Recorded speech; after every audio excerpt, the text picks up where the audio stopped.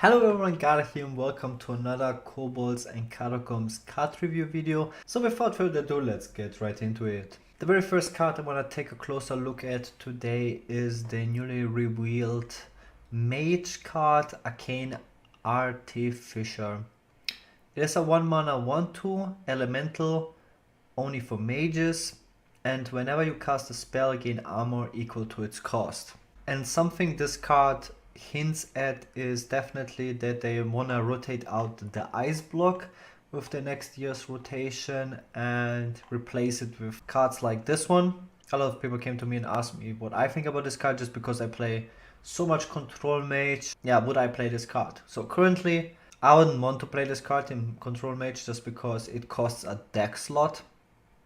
Right now, if you play heal cards or just cards that generate you armor, you have to play cards like Jaina, which gives you 5 armor for like no additional cost, or like Ultimate Infestation. But I would like to compare this to Ice Barrier because currently I'm playing one copy of Ice Barrier in Control Mage, and would I play the Arcane Artificer instead of Ice Barrier? I would like to do that. Probably again not, because if you play a Chronologist you want to run 3 secrets, and then I would play the secret instead. I think the card just doesn't do enough. Like, we have a lot of amazing heal cards in Hearthstone that you just don't play anymore just because it's not good enough anymore to just heal. The 1/2 body just doesn't provide you enough. It just doesn't do enough for it to be good enough to be played, in my opinion. At least from the current information that we have. The best example is Healing Wave for the Razakus Priest decks. Like, it got replaced by the Binding Heal just because Binding Heal can be utilized with Pyromancers, Clerics, and with the Wellen for later in the end game. And this card just doesn't do anything. It's just a 1/2, which is a terrible top deck in the late game. And in the early game versus aggressive decks, it's really bad. All it does is just generates health. And if I only want to generate health, I probably want Ice Barrier just because, you draw it for free with the Archaeologist, quote unquote free. So I don't think this card is too powerful. I would probably not play it. It's probably like a nice niche tech card. If this was a 2/2, I would probably play it. The Elemental tag is cute. Yeah, Elemental Mage is not good. They're pushing Elemental Mage. It's probably nice to have that for Elemental Control Mage. There's like a pure Elemental Control Mage, I guess. It might be nice against Razakus Priest decks. I'm not a fan. It might be decent though. It's probably nice to have a card like this in the game. Well, can it replace Ice Block? Definitely not. I think if Ice Block is gone, I have to wait and see how Control Mage feels after Ice Block rotates out. So the next card we have is the Grand Archivist. It is an 8 mana 4/7 neutral minion. At the end of your turn, cast a spell from your deck. Targets chosen randomly. So you cast a random spell from your deck which you can't choose, and the target is also chosen randomly. So you can't just, play a super cheap Pyroblast. Building a deck with only expensive spells like Mind Control, I think it's just a gimmicky card. I don't see this card being like a serious card. It's like a filler card. But for a filler card, it having like a sort of cool effect is definitely nice to have. So it's not like just completely unplayable. So nice, cool filler card with a interesting gimmicky effect. The next card we have is Arcane Tyrant. It is a 5 mana 4/4 neutral minion. Another elemental, costs 0 if you cast a spell that costs 5 or more this turn. It definitely provides you with tempo. I can see this card being played in sort of like a tempo mage deck where the elemental tag is not as relevant. This card might see play in some elemental decks just because you can play like Volcano in Shaman, and usually you don't have any mana left, and then you could play this card afterwards, and this enables you like the elemental afterwards. So it's nice to have like more elementals in the game. It's a decent card. It will see play in elemental decks for sure. They play expensive spells. It will probably not see any play in elemental Paladin just because you don't have any expensive spells. I mean, it's kind of nice if you think about it. Then it makes cards like Kabbalist Tome way more playable. If you see this card as like a combo with Kabbalist Tome where you just get a 0 mana 4/4 out. So if you see it like as a 5 mana 4/4 that gives you like 3 random mage cards, that's pretty damn good. Yeah, it's a nice card, elemental tag. and it might see play in elemental decks depending on how viable elemental decks will be after this expansion. The next card we have is Psychic Scream. It is the new priest. Board clear, shuffle all minions into opponent's deck for 7 mana. Like the best board clear ever created by Blizzard, and it costs 7 mana, better than Twisting Nether for 7 mana. Against aggressive decks, a complete blowout, because aggressive decks usually have a bunch of tokens. Shaman, for instance, plays like a bunch of totems and 1/1s, and shuffling them back into your opponent's deck and then he draws them is just completely devastating. It's completely game winning. Against control decks, if the opponent plays like a Nazov deck and he has like Keans and whatnot on the board, you can shuffle them back in the opponent's deck. Yeah, absolutely insane card for a Prince Razaku's Priest deck, which is currently the best deck in the game, and it's like another excellent card for that deck. Just pushes it even further. Might be S tier after expansion. Top tier card for every sort of control priest, and will definitely see play, a lot of play. The next card is the Hoarding Dragon. It is a 4 mana 5/6 Death Rattle. Give your opponent 2 coins. We have seen this before, a similar card with the Hungry Dragon, which was also 4 mana 5/6 that gave the opponent a random 1-drop. And that was already bad enough. I think giving the opponent 2 coins is way better for the opponent than a random 1-drop. And the Hungry Dragon already saw no play, so I absolutely don't see this card seeing any play, except you utilize the coins for him milling a card. You know, a mill strategy, you would definitely play this card. For sure, it's like very good for a mill deck, like you combine this with Kobolds Oracle, but I don't see this like in a being played in like just a regular dragon deck. But yeah, definitely interesting use of the give your opponent cards mechanic. This works with Curator. You can draw this card and Kobolds Oracle. That's like crazy when you think about it for a mill deck. You draw like 2 cards that mill your opponents. We'll definitely see play in mill decks, especially if control decks are becoming, you know, the meta. The next card we have is the White Lord. It is the new Warlock Death Rattle minion for 9 mana, a free 9 for 9 mana, Death Rattle Taunt, summon 3/1/3 demons with Taunt. A super Sludge Belcher if you want. Yeah, can be silenced. It's not that powerful for 9 mana, but if you compare it to a Sludge Belcher saw play just because it's so defensive. And honestly, for a Warlock, it is not that super hard to get to a point where you can play a 9 mana card. I think it is actually quite powerful. First I was a little bit skeptical. Just first of all, it's hard to get a 9 mana card out, and for the Gul'dan you don't really want to resummon 1/3 demons. But the problem we have right now with Gul'dan decks is there's not that many options for good demons for the Gul'dan, and you can build a Gul'dan deck with just 2 Void Lords alone, just because Void Lords alone with the Void Walkers will give you a full board of demons. And the crazy part about this is if you play the Gul'dan and you get the Void Lords out and a bunch of Void Walker, they all have taunt. And having like a taunt wall behind the Gul'dan on its own is only like a win condition, is really powerful. And if the Void Lord dies again, you get another wall of taunt minions, so extremely powerful. And on top of it, you can play this in a Nazov Gul'dan control lock, where you get the Void Lords back because they have Death Rattle effect, and then you have again another taunt wall, and if they die you have another taunt wall. So honestly, I can really see this card being played in a new control Warlock. It gets countered by a Razaku's Priest, but still a card I'm excited about. I think it is definitely underrated right now, and it will definitely see play in control locks. I will be experimenting with this card myself.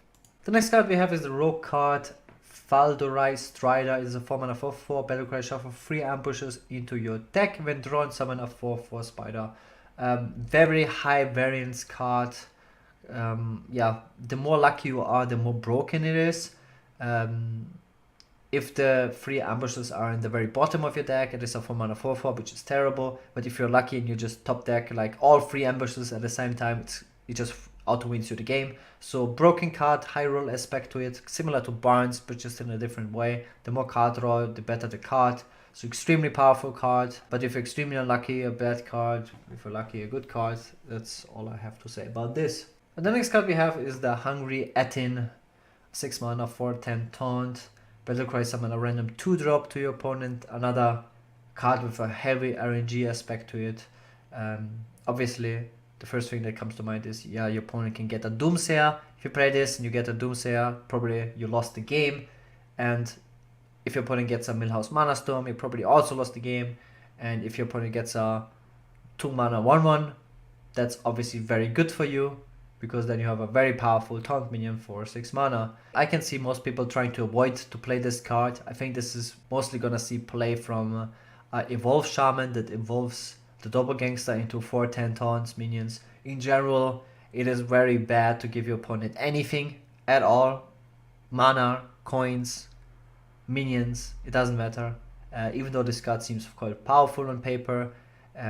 Same happened with the Hungry Dragon. It seemed quite powerful on paper, but it just didn't see play because it was not good enough to give your opponent anything. So if you're behind on board, giving your opponent more stuff is just not good.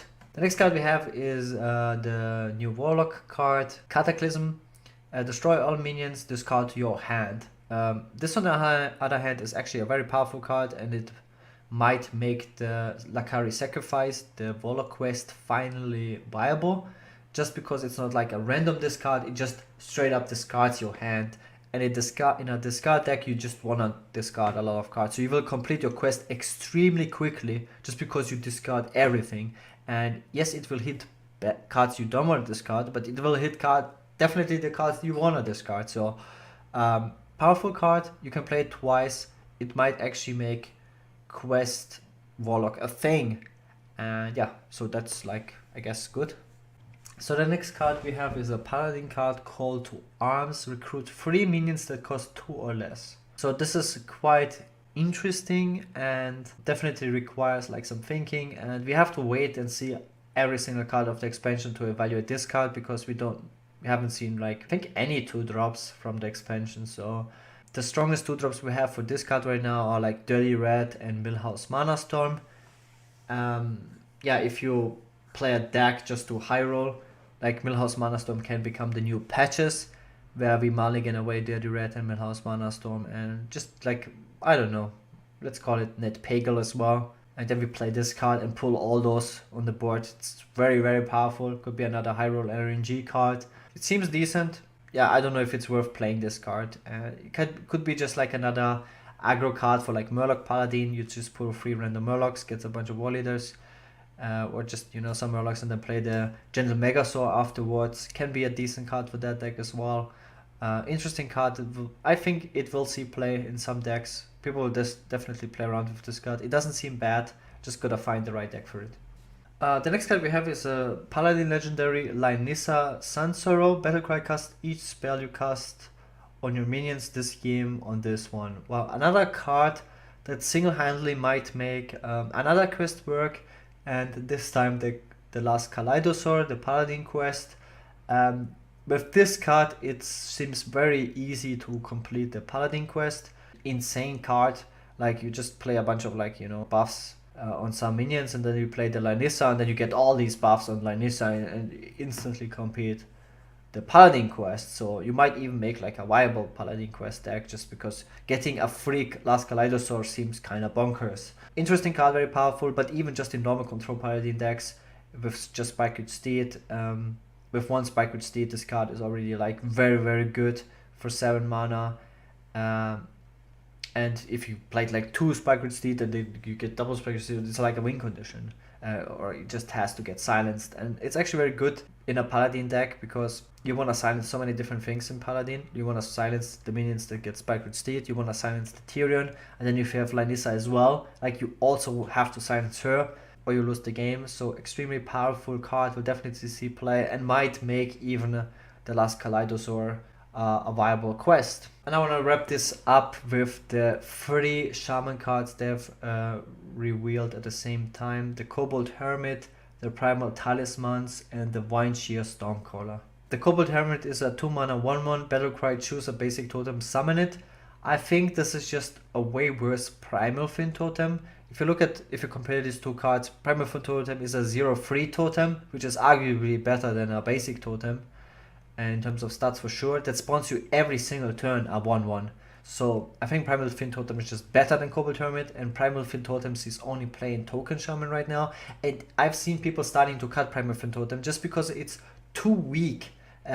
Like you get wrecked by spreading Plague too hard. It's like the hard counter, and it's bad versus aggressive decks just because a 1-1 doesn't do anything. So that is already like a very questionable card right now, just because of the whole power creep we have going on with every single expansion. Primal Tanifan, give you me as Devil Summon around the basic totem for 3 mana, really bad. If you compare this to Spirit Echoes, which is just so much better because you can Spirit Echo any minion like Aya or Jades, just get infinite more Jades. That card is already unplayable just because, you know, Control Shaman is not very good.